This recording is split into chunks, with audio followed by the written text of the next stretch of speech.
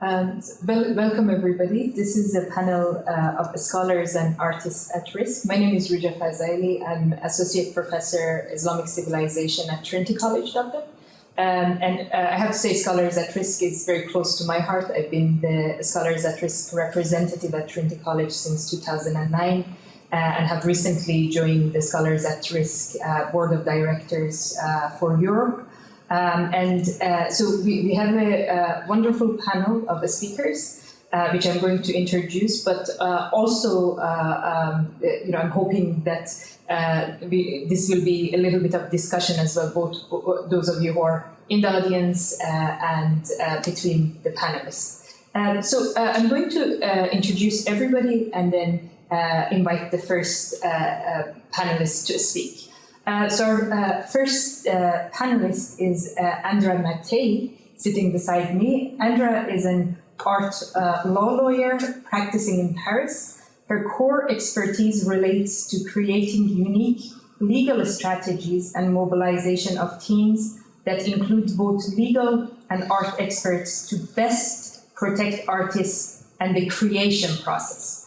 Prior to founding Avant-Garde Lawyers, she worked at the European Court of Human Rights, where she assessed the ways in which national judicial authorities upheld the rights of applicants in hundreds of cases.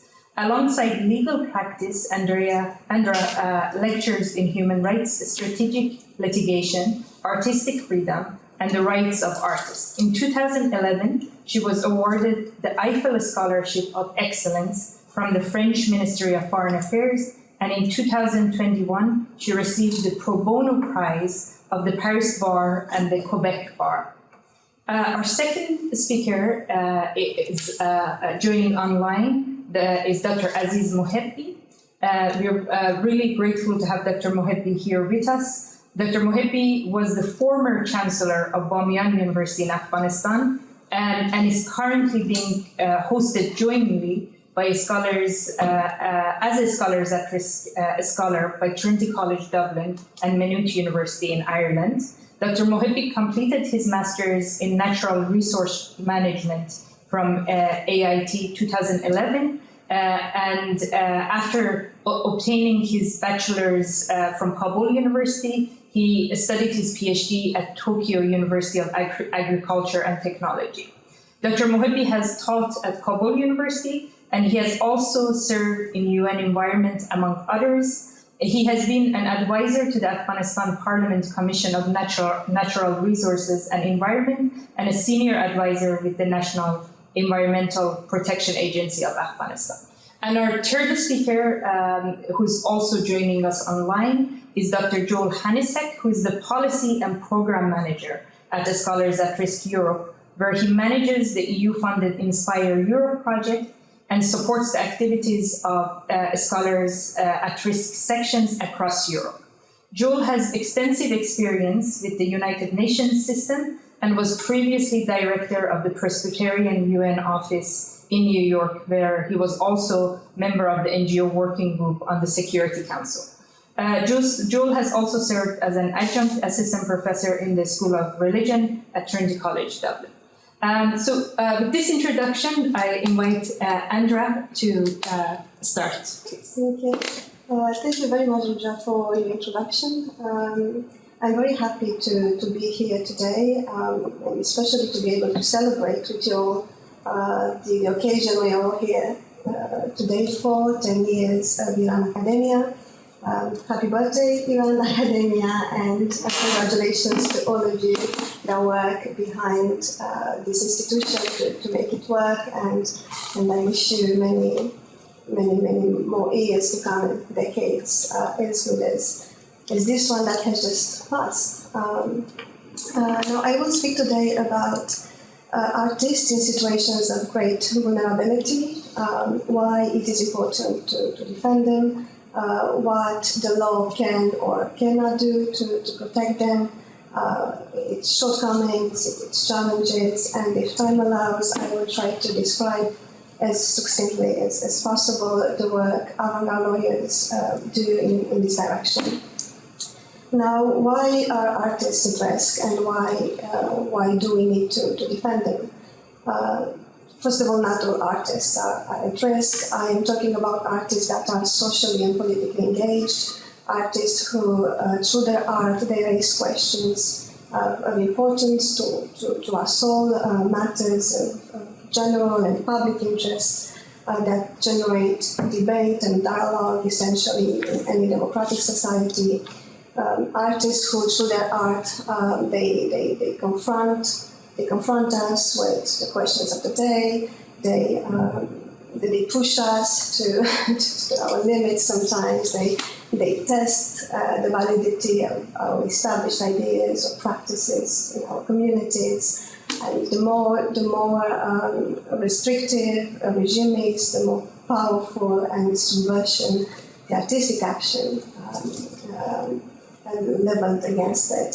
So usually these artists come from countries where freedom of expression is restricted alongside other fundamental rights. Countries where corruption is rampant, where the judicial system is not functioning very well or is not functioning at all. Judiciary, which is mere a political tool in the hands of those in power. Now, the reason these artists are at risk are in principle the same reasons why journalists are at risk, for instance, or any other human rights defender, people that are brave enough to speak truth to power. I'm talking about whistleblowers, NGO staff, anyone really that does this work.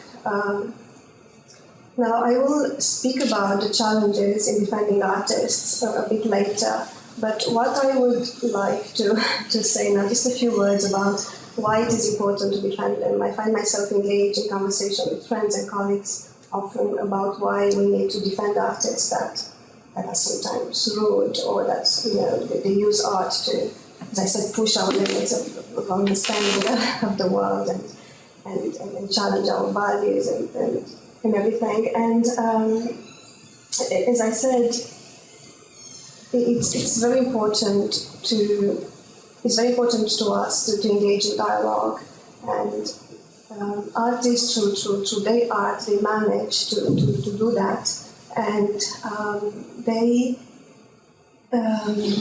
how to say it, they sort of push us to train this muscle that we all have of flexibility and this capacity that we have to change our minds and being able to influence each other through conversation. It's very, very important.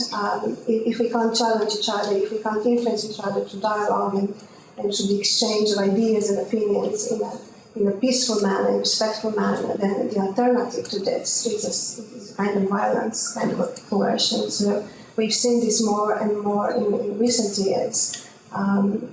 So this is why it's really important that we protect this function artists have in our societies today to challenge us, to push us, and the way they do it sometimes it's not very obvious. They use means of expression that are not verbal most of the times, and this poses a challenge to the law. There is this tendency in domestic laws everywhere actually to protect speech that is verbal primarily and only secondarily speech that is non-verbal, like expression that is non-verbal. And the reason for this is the fact that speech that is non-verbal is considered to be less important than forms of expression that are verbal and that impart social or political ideas, which enjoy a superior, a greater level of protection by the law. And the work we do at Avant-Garde Law is exactly that, is to argue that artists, no matter the form of expression, through their art, they sometimes make social and political commentary that should be protected at the same level as speech is. And we worked on cases involving graffiti art or like visual arts, where it is not very obvious what the political or the social message is, but the people that are in power, they know it. So one of the main challenges, I would say, in practice is the fact that these cases are very difficult to identify and to monitor. And one of the reasons, and many reasons why this is happening, but one of them is the fact that when they are arrested or censored or intimidated for their art, usually the charges brought against them are not connected to the work they do. There are the trumped up charges or charges like joining a terrorist group or insulting the king, the president, or anything religious, like religious symbols. And it's difficult to know why one artist is in prison or awaiting trial. So the organization, like now, this work is getting a bit more ampler and importance among civil society. So there is, for instance, Free Music's organization that has started monitoring artists who experience censorship, harassment, or any human rights violation because of their art, and they publish a report every year about it. And this gives us an idea of how important and how dangerous artists find themselves, how important it is to defend them, because artists find themselves in situations of great vulnerability today, so it makes us aware of it. Another issue that we face in defending them it is the fact that they are not recognized by the law or by the civil society, although, as I said, it's starting to become, civil society is becoming more awakened to the reality of it, is the fact that they are not recognized as a vulnerable group. Not like, they don't enjoy, for instance, the same privileges as journalists do. I'm not saying journalists are very well protected, for me to say that, but artists are even less protected among this group of human rights defenders. That's very wide. They're not even identified as such. So this is one of our struggles. We say that our lawyers that we're trying to raise the legal profile of artists, put them on the map of people that need protection for the work they do, for the important role they play in our societies. I don't know, should I continue or maybe just say a bit more about the work we do? I think, if you can give us everything about the work that you do, that would be great. Yes. At Andra Lawyers, we are an international legal organization. We defend the rights of artists to imagine and create freely. We do that through the law. We're not we do legal advocacy, let's say, but we're not like a typical NGO. We only use the law. We work with a global network of lawyers and experts everywhere in the world. We make sure that the voice of the artists and the creation process, which is very important to us, it's accurately presented in court. And this is why when we create a case strategy, we make sure that in our teams we have an art expert or an art historian, someone that can explain maybe better than the artists themselves what the message was, what they were trying to do, so that we educate at the same time the judiciary about art and the rest of the population, because in the end the way we judge art in the court of law influences a great deal the way art is perceived by society. As a whole, if a judge says, okay, we protect this kind of expression, then the rest of us might think twice when we judge it in our own minds. So it's very important for me and for the organization I'm running that this is that the voice of the artist, that the artist sits at the same table with the defense team, and we include him in our strategies of defense. I don't know how in detail I should get with the cases we are having, but just as an example, maybe we had a graffiti case in South Korea, and we made sure that there were art historians and graffiti experts that came to the jury trial, and the juries and the prosecutors and the 3 judges that were there, they were obliged to sit there in the courtroom for 7 hours, learn about street art. And it was a case where the graffiti artist painted a piece of the Berlin Wall that was in Seoul. So we made sure to have expertise reports and experts coming from Berlin, specialized in graffiti on the very wall precisely, so that they could explain the different implications of this action. So this is one example, but most of the cases we deal with, especially these days, since Afghanistan and now since Russia and Ukraine, it is artists really that are in situations of increased vulnerability, artists that are in hiding, that have fled their countries, are looking for safe havens in Europe or elsewhere, anywhere really. So we work with singers for some reason from Afghanistan, hip-hop singers, or now we're helping a young actor that has played in a series very popular on YouTube that is denouncing the violations of the Taliban. Of course, the hip-hop singers and the breakdancers, all of these people have left Afghanistan as soon as the Taliban took over. So they are in hiding in other countries, and we just like helping them through our networks, bringing them to safety. So this is a big part of our work today, and we do work in Iran as well. But maybe I'm leaving this for later to monopolize this. Thank you. Thank you very much, Andra. That's really wonderful to hear. I have already a lot of questions which I've written. Mahbub, can we invite you to speak, please? Thank you very much, Professor Rojo, and also all audience and participants.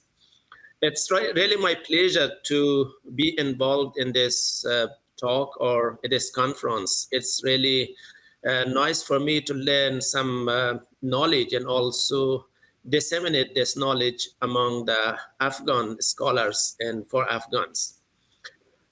As you know, in 1 year, the Taliban have reversed what Afghan, together with international their allies, had achieved over 20 years' time through enormous human and material investment and sacrifices. The fall of the Afghan government in mid-August last year dramatically impacted the higher education sector in Afghanistan. And a significant number of Afghan scholars and academics who feared persecution by the de facto authority due to their scholarly views and activities have now fled the country, scattered across dozens of countries around the world. There is no reliable statistics on number of scholars relocated or displaced, and there is a glaring data gap.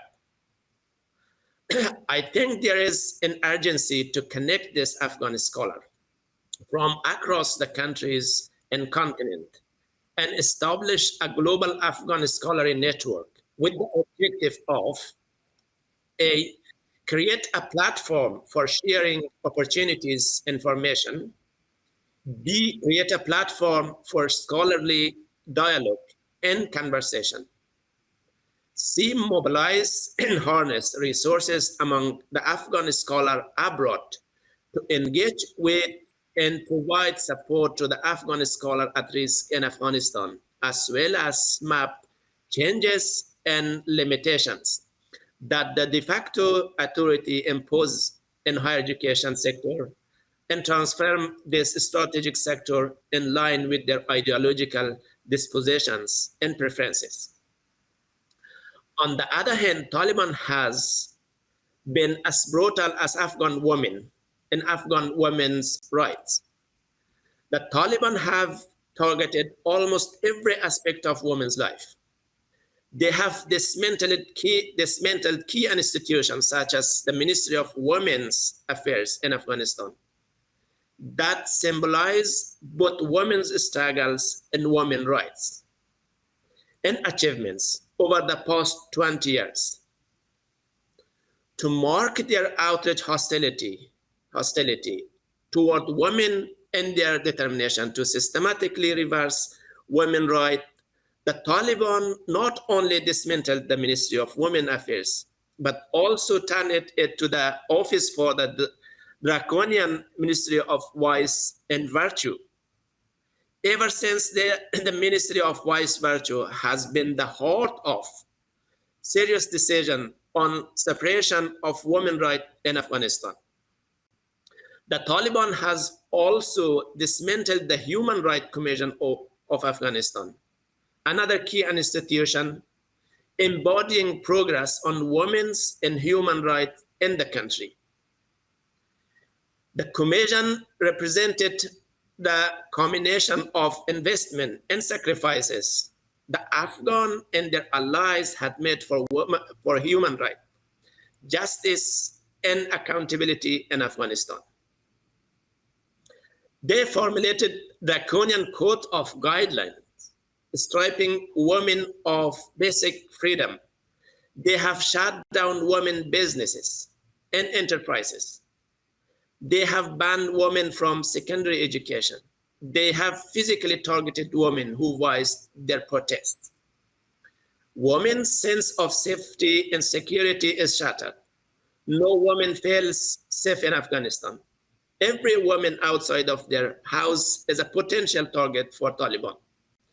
There is dozens of examples which they were under pressure, but I will tell you one example, which is really funny example and very heartbreaking.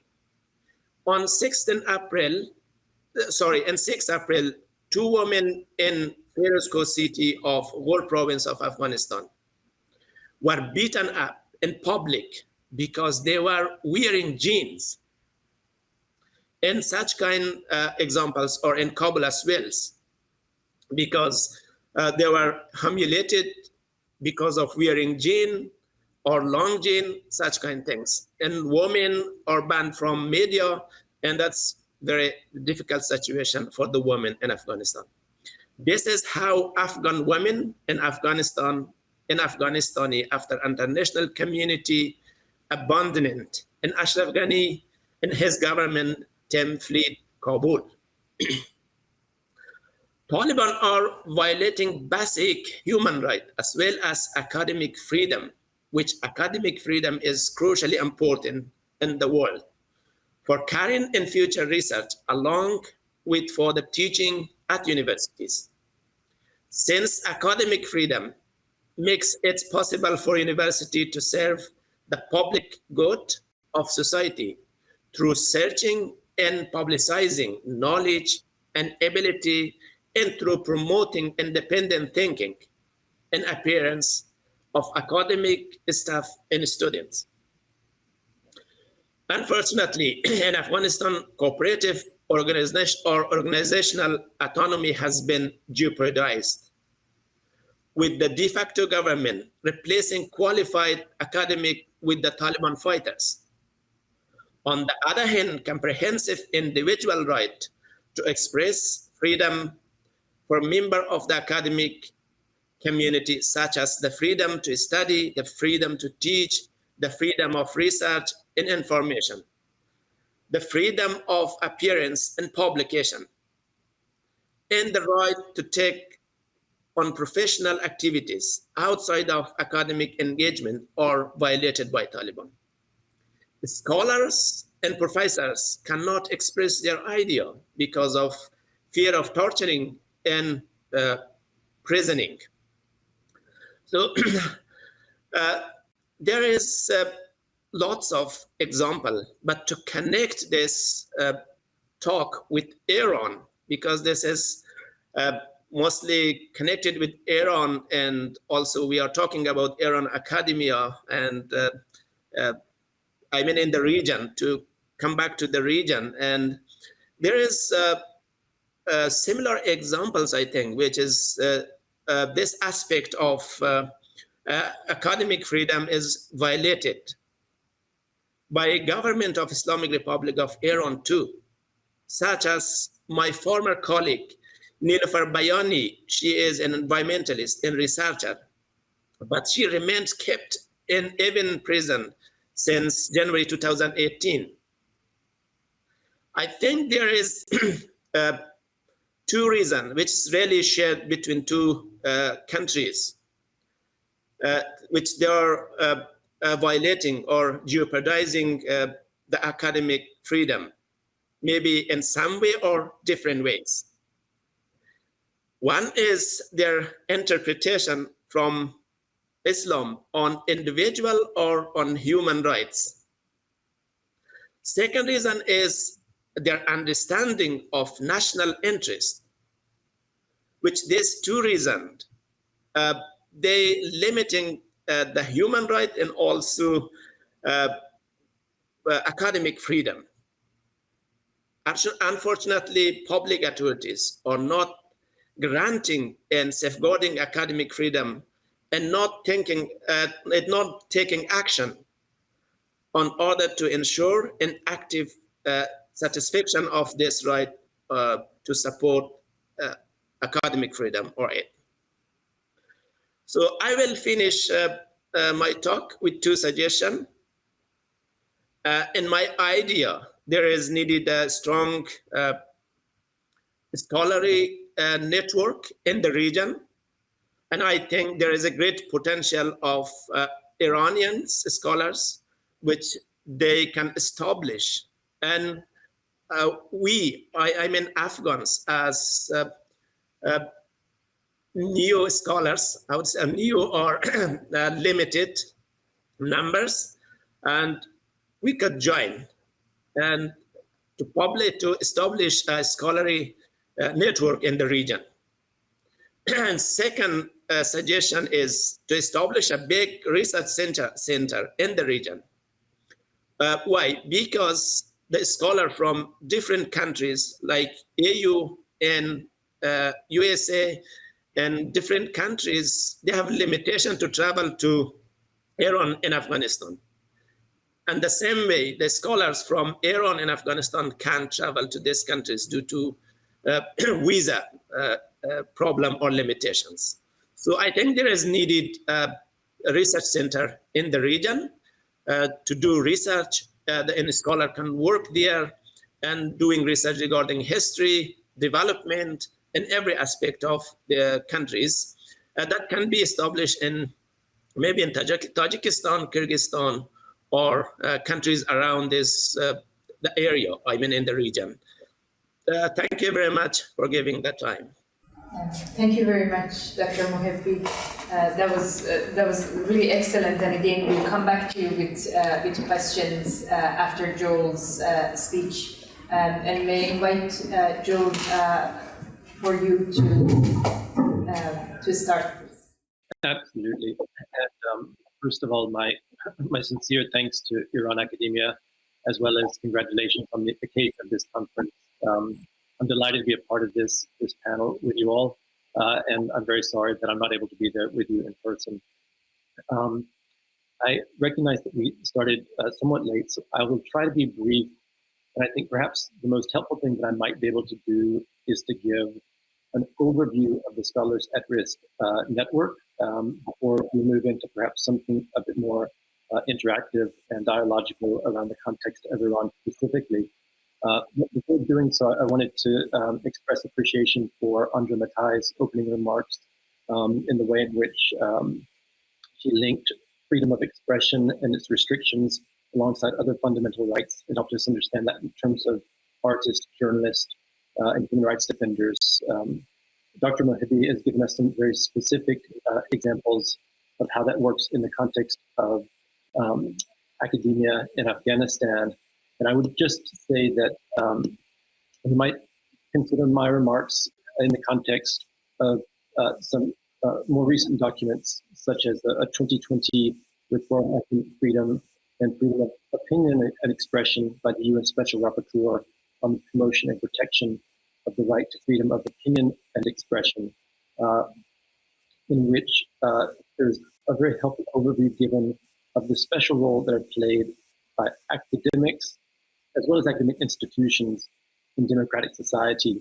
And it's noted that without academic freedom, societies lose one of the essential elements, or some of the essential elements that are healthy for functioning societies, such as democratic self-governance, the capacity for self-reflection, for knowledge generation, as well as for a constant search for improvements in people's lives and social conditions. And so I think in those terms, we can begin to connect the dots here between academic freedom and artistic freedom in the way in which they overlap in so many of those spaces.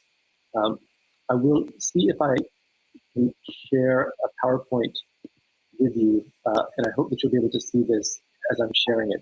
Is this visible to those of you that are in the room? I'll do my best to speak up and try to push through. The volume is up as much as I'm able to raise it. Scholars at Risk, for those of you who are not familiar with the network, is a network of higher education institutions and associations whose mission, its very mission, is to protect threatened scholars and to promote academic. We're represented by more than 540 institutions in 40 countries, and there are SAR sections that have been established in 16 countries. Those are indicated in the map on blue, with some newer sections that have emerged since this was printed in Australia, for instance, and in Greece as well. The headquarters is based out of New York University, and there is a smaller SAR Europe section, which is based out of Maynooth University, where I am located. In terms of the work of SAR, there are three main areas that are encompassed. Those are the work of protection, advocacy, and learning. Many of you may be most familiar with our protection and advocacy work. I'll give brief summaries here for those of you who are not. When I speak of protection, I'm talking about those threatened scholars worldwide who are provided with sanctuary and assistance through the SAR network every year. And this is largely through arranging temporary research and teaching positions. In general, these are between 1 year in length and 2 years in length. And there's additional advisor and referral services that often accompany these. There's about 300 threatened scholars worldwide that avail of this through the Scholars at Risk network every year. In terms of help to individual scholars, I would be happy to speak to anyone who has questions about what the process looks like in terms of initial evaluation to hosting to transition periods.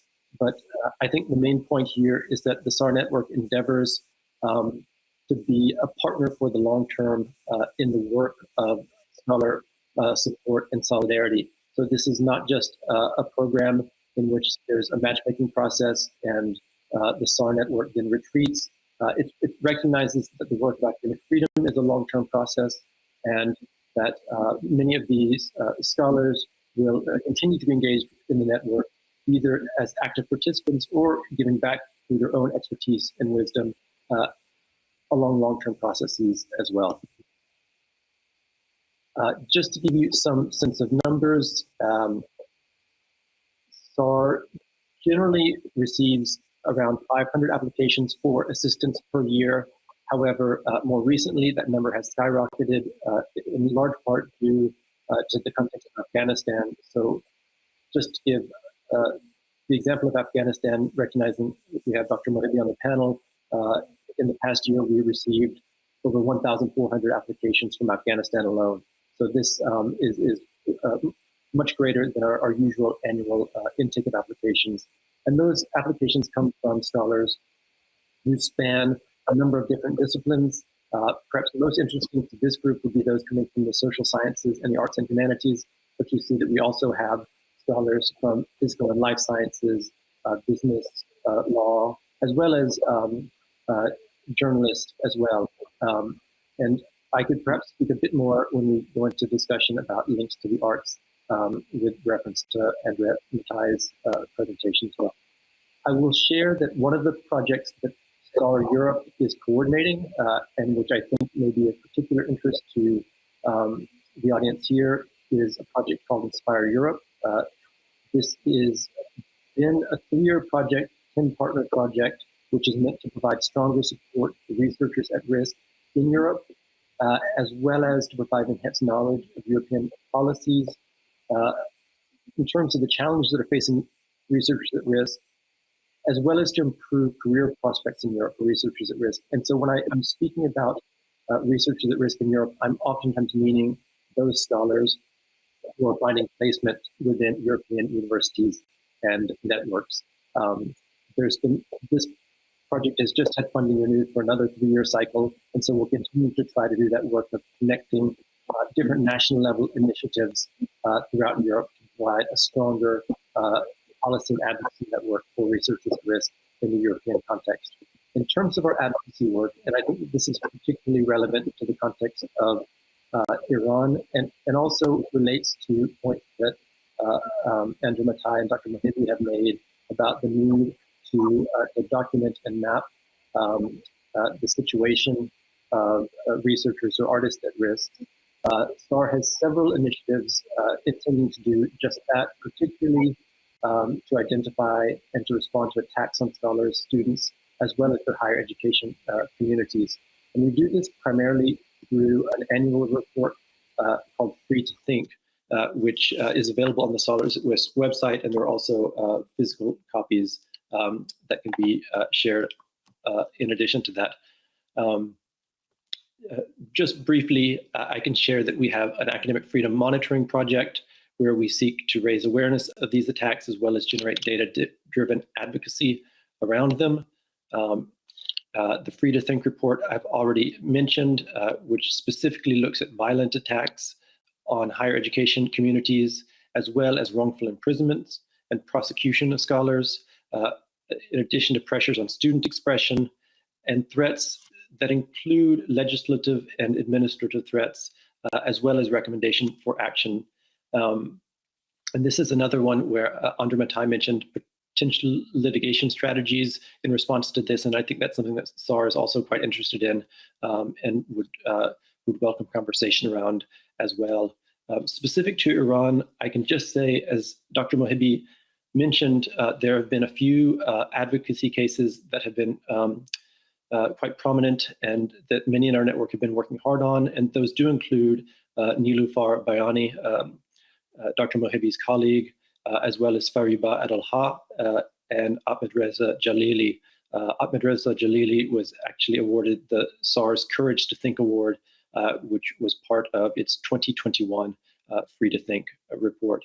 And I mentioned those names, recognizing as well that in communities such as Iran academia, these are our peers. So these are small communities wherein we know these scholars and are seeking to support each other.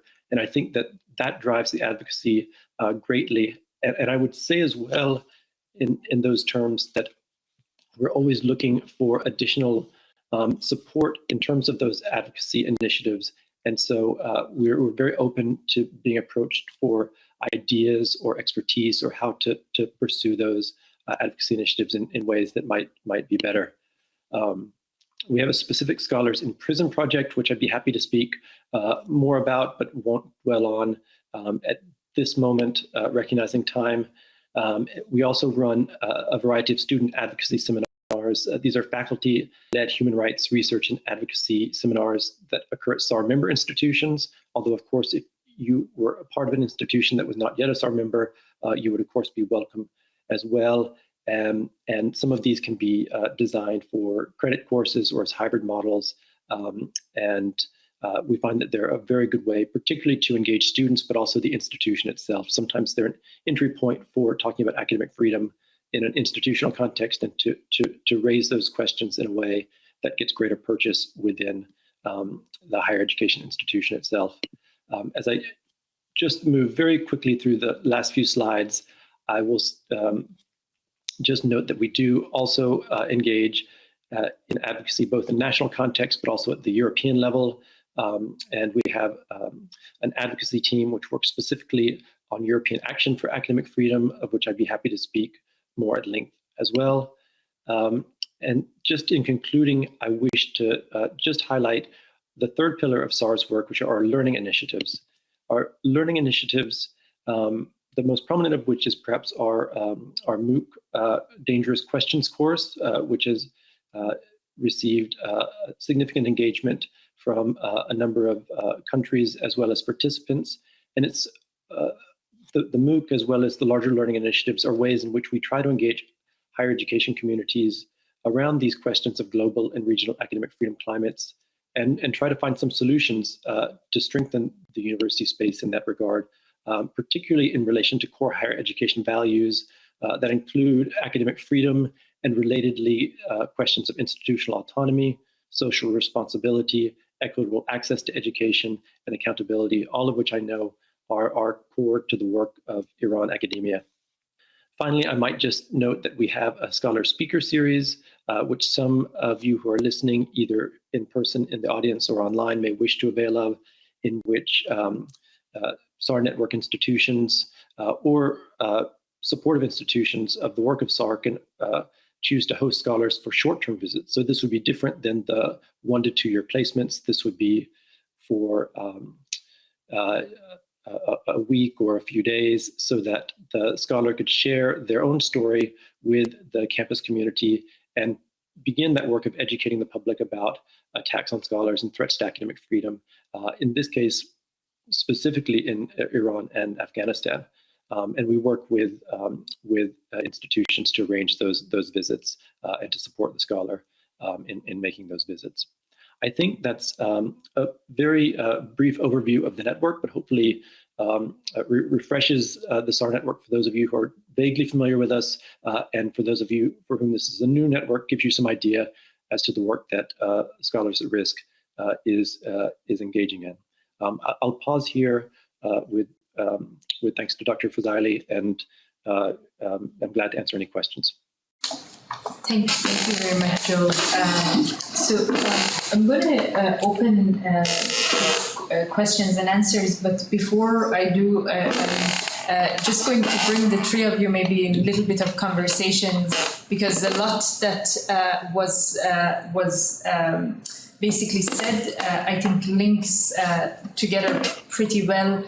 Just when, Andra, you were talking about artists in situations of great vulnerability, that really resonates with scholars in similar situations. These are people who are, in many ways, especially with the artists, pushing boundaries, breaking stereotypes, threatening the status quo, and the same with kind of production of academic and scholarly thinking. That all of a sudden these regimes see these people as threats, and as Dr. Mohibbi said as well, kind of the similarities, for example, between Afghanistan and Iran. And it's similar, it's not just academics, but human rights defenders, women rights defenders. We see in Iran now, even with teachers who are striking, that all of a sudden they are put in prison with charges such as being a threat to national security. And so I just wanted to go back to Andra, and because you were going to give us a little bit more examples, but also I was just wondering, one thing like we didn't talk about or haven't mentioned, we've talked about the conflicts and academics at risk, but what about the impact of COVID on artists and artists' vulnerabilities? I don't know if you dealt much with this, especially when it comes to their earnings and just well-being. Yes, no, I think it's a very good question. I think we witnessed, all of us, it's very rapid political and social changes, and including COVID, not only wars, and but COVID has had a great impact, especially with the artists we worked with that were in police custody or pretrial detention, especially pretrial detention, artists that are awaiting trial, and they have to appear before a judge every other week to see if they can be released. And COVID has actually made that very, very difficult. Because of COVID, these audiences, these hearings did not take place in some of the countries. And this was a huge, huge problem. That impacted their fundamental rights in ways that are pretty shocking. So again, I'm talking about countries where the judiciary is not working very well, and where the instruments that we all have to fight the system, the law, which is the instrument we are using ourselves, is not really helpful. So then, in situations like this ones, we would go to regional or international judicial or quasi-judicial bodies, like the UN a lot in countries like Afghanistan, Iran. We work a lot in Egypt. We would go especially to the UN special procedures mechanisms, special rapporteurs, working group on arbitrary detention. And this is the avenue we would take. There was a lot of diplomatic channels, a lot of discussions behind closed doors. Sometimes it worked, sometimes it didn't, but that was a big issue that we had with COVID. Another one was obviously the overcrowding in the prison and how COVID has worsened the situation for all detainees, especially again in prisons where there's where the sanitary is lacking, where there's overcrowding, where people are sick and the medical support they receive is really, really limited. So yes, I would say COVID has made the situation 10 times worse than before, especially for people in custody, for artists in custody. Thank you very much.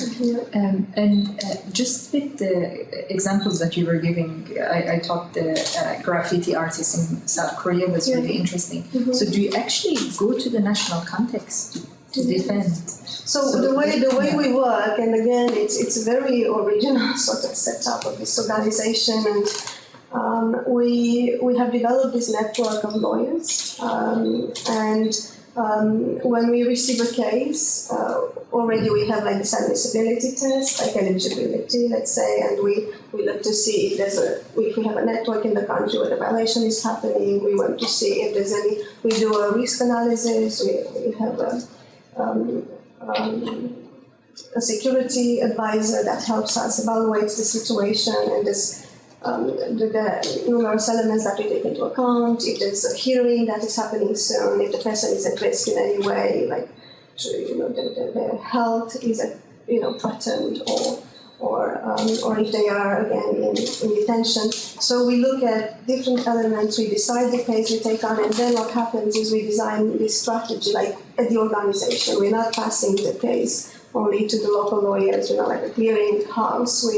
We make the strategy, and then we're looking for the support we need. And then we go to the local lawyer and we say, we want to do this, do you support us? So it's not the other way around. And of course, we need the local lawyers because they are the ones that inform us about the legislation. But what we bring is like international law, international standards to the game, and every country almost has signed and ratified the ICCPR and the main UN documents. So we rely a lot on that. And for instance, with the graffiti case, it was very, very interesting because this was a criminal case. It was destruction of public property, and there was a whole discussion about cultural heritage, which was very interesting, speaking about graffiti on Berlin Wall. But it touched on a lot of very interesting things. But what we did when we came into the case, we sort of reversed the burden of proof that usually you have in cases in criminal trials where the defendant the lawyer has to defend the accused, and the prosecutor has to prove what the fault was. So when we talk about freedom of expression, when we bring the discussion freedom of expression, we have the approach. Like the approach is different, is the other way around. We're talking about infringing your right to freedom of expression, you as a state. And in order for you to do that, there's actually a test in the law that we have, and it's like a 3-part test. We need to like if there's an infringement with the freedom of expression, we need to prove that it's proportionate to the act that has happened, that it's necessary in a democratic society. It's what we call a balancing test. We look at the rights of the individual, the rights of the society. So if we arrest you for painting a wall, is that proportionate enough to the act that you have done? Anyway, I don't want to get into the technicalities of it, but it was on the prosecutors and on the state to prove why they arrested him and not the other way around. And it was very interesting to see because when we submitted our observations, when the decision came back, they actually took the 3-part test, which has never happened before. So we established a precedent in the country, and the argument of the judgment was following the 3-part test for freedom of expression that we do at the European Court for Human Rights or in other countries where this right is more advanced and where this case not to support this sort of analysis. Yeah. That's really excellent work and also really fascinating. Yeah, I was wondering how you do it within the national context. Yeah, we have two amazing lawyers in South Korea. It's not easy to find these local lawyers to support our work. Usually we go to 2, 3, 4, and then they say no, especially in South Korea because this was an artist. People would say, well, this is like a crazy person. I heard that. This is a crazy person. Why we want to defend him? And I'm like, well, we do defend the values of everyone out of the state here. It's not just him. I personally have always felt that I was the go-between, or the middle woman, I don't know how to describe it, between the artist and the local lawyers. I'm always in the middle trying to translate what they say, because they just don't communicate, they don't speak the same language. The artist, sometimes I receive poems. I ask, what's the charges against you? And the answer is a poem. And I'm like, okay, well, how can I ask this question differently? Like it happens, like even, this was an old case, but I still remember the first conversation we had with the Korean artist. He was supposed to present the situation, and when we put the camera on, he had like an exhibition organized at his place, and he wanted to tell me about his art. And I wanted to know why he was in a criminal trial and why it was important for him. And I see that with every artist. They are so attached to their art and to the way they express themselves. It's part of their soul. They can't do otherwise. And this is why the work it's very also consuming, because you work with artists and you work with people that for whom their work it's crucial to their well-being, to their safety and security, but also to their sanity. And you need to be sensitive to that, and you need to understand it, and make sure that the lawyers that help them out treat them also with the respect they deserve. Communicate. Again, it's fascinating, and it brings another dimension of, usually we are talking within, especially academia, of researchers and academic at risk.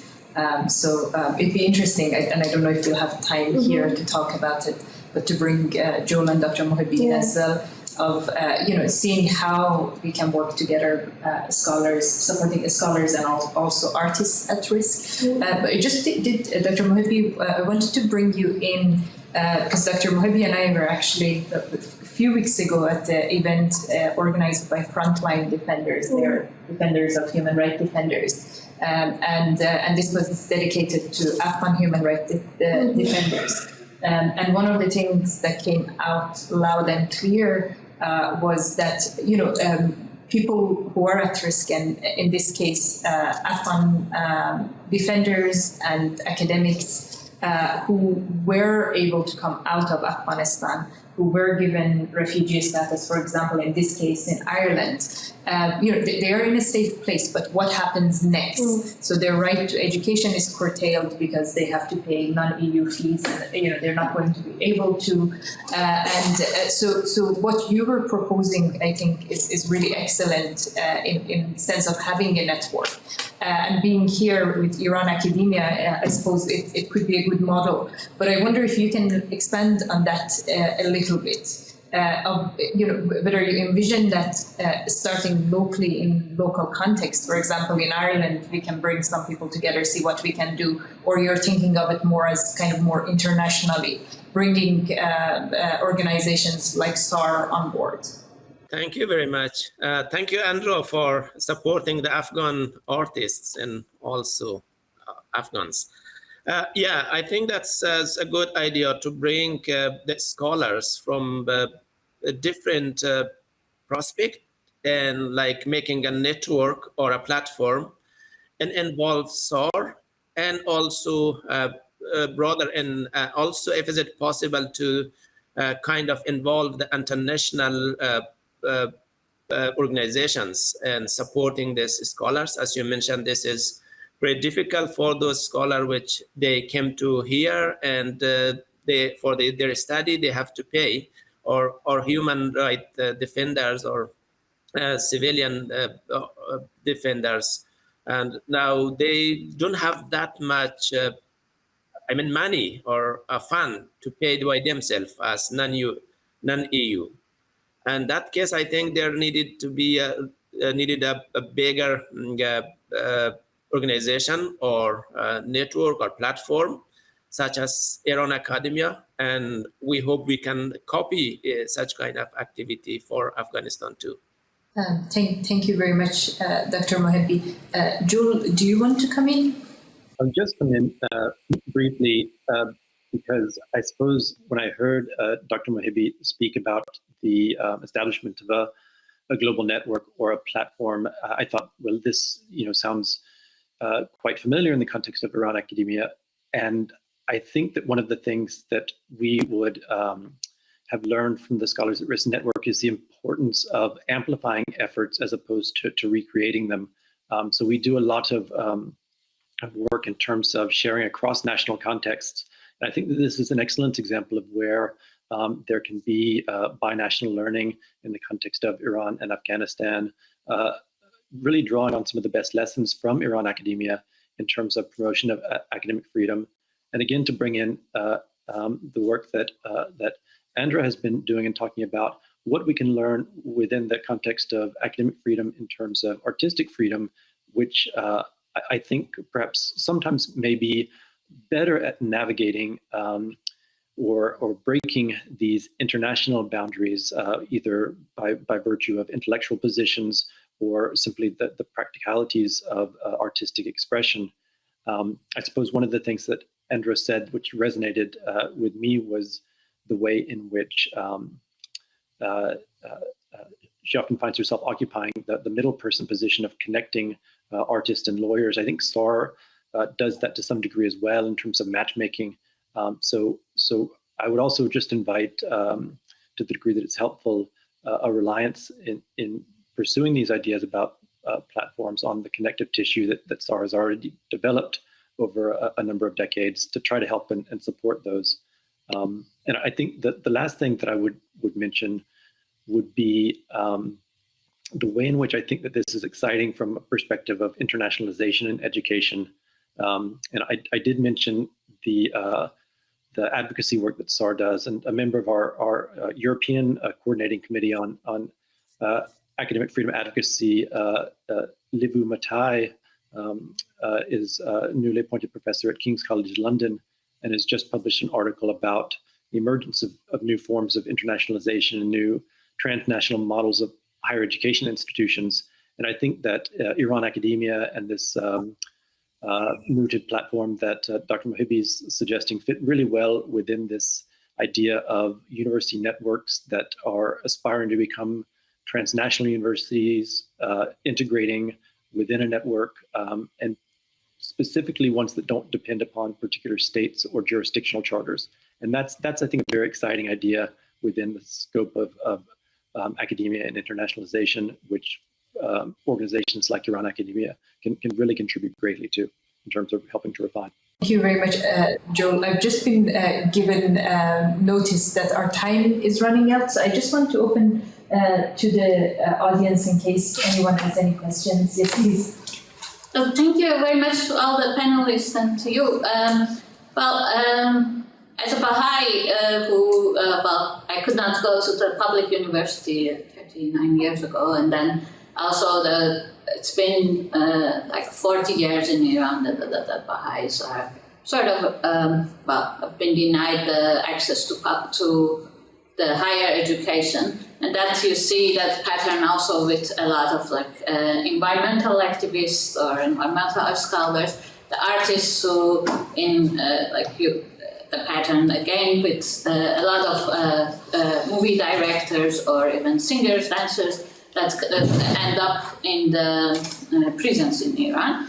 I was just wondering, also for maybe other panelists, the question I have is that what do you think that it's the most effective way because I can see that, for instance, for South Korea, you have a government that does care about being considered democratic, mm-hmm. But as a government that it's more of the totalitarian government like Iran or case of Afghanistan, what would be, in your experience, the best way that can mitigate these risks that these different groups of people are facing, so that also, if they want also to stay in their own country, not so it's possible maybe to leave the country and be at safety, but how can the government be influenced to so that is violations be reduced? What is the role of the international community, and what is the role how can people in the country be supported? Should I go ahead? Go ahead, please. I think the question is excellent, and it's one of the questions that we ask ourselves on a daily basis as well. It really depends on a case-by-case basis. And you were right about Korea. We played a lot that role of Korea wanting to have this image in front of the international community. So we use that. But just maybe I could give an example about Iran. Well, let's say, as an example, I received an email saying, I have been summoned to appear before the Revolutionary Court in 2 days. I have no idea why. I am a blogger, I do cartoons. I want to flee the country, I don't have a passport. What do I do? Literally, this is the message we received. And I can just answer your question, what do we do when we know we can't really rely on the support of the government?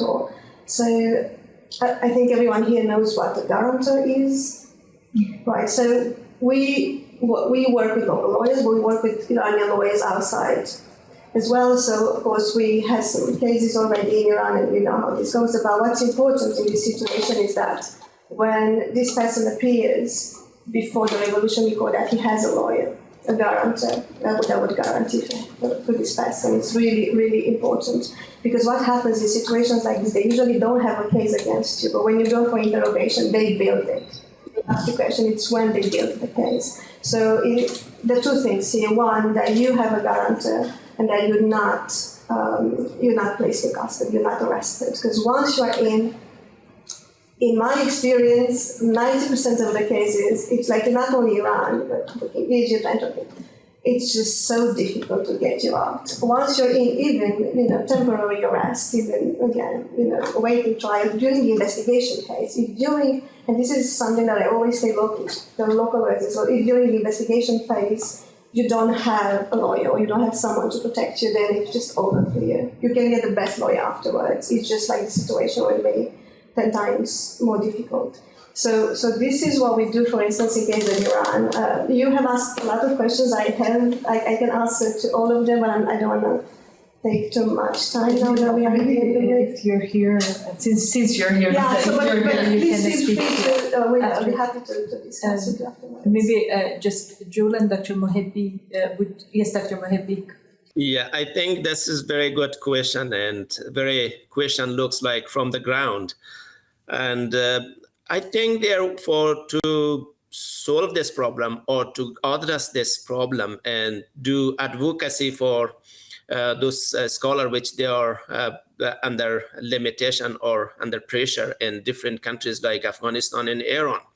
So I think the first solution is that the scholar, they should have their own association in the country.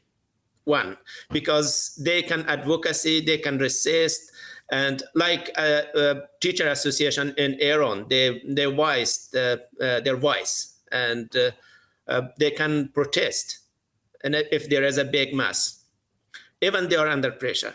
Secondly, the international community also can bring pressure, as you mentioned, what international community can play. So I think international community bring pressure and advocacy, but there is one thing in these two countries like Afghanistan and Iran, if they are accepting international communities, and they are thinking they are much better than the other international community. So this is another problem. And I think the best way that scholars themselves, they should seek a way or make association to save themselves and voice their voice. Thank you. I couldn't add much more to what Dr. Mohibbi and Andra Matei have already said, other than to underscore, I heard in that question something about how to mitigate risk for scholars who wish to remain in countries. And I think it's particularly important to underline that the SAR network is not meant to siphon people away from home country context. The hope, of course, is to build up strong networks of academic freedom within these countries, recognizing that a threat to academic freedom anywhere is a threat to academic freedom everywhere. So I think that one of the best things we can do, building on the points that Andra and Mohibbi have made, is from a larger European perspective in this context, the context in which we're sitting and talking, learn from those specific cases such as Niloufar Bayani, Fariba Al-Okha, Ahmed Reza Jalali, and say what's worked, how can we do this again or better, and also recognize that each of these cases will be contextual and should be pursued with reference and deference to the scholar's own wishes and the family's wishes as well. So that's a very short response. Thank you very much, and thank you for the panelists for the really brilliant insight you've given us to your work. So with that, we thank you and end the panel. Thank you again.